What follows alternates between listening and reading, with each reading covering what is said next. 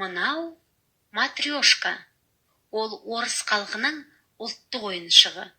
Матрешка сөзін буындап айтайық. Сөзде неше буын барын байқап отыр. Матрешка. Матрешка.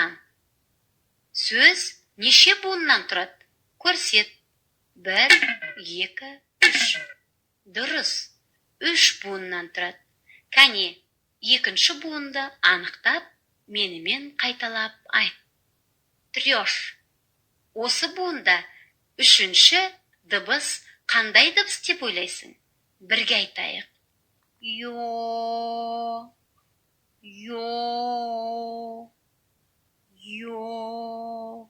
Йо дыбысының баспаша әріпі. Йо дауысты дыбыс. Оны қызыл бояумен бояймыз.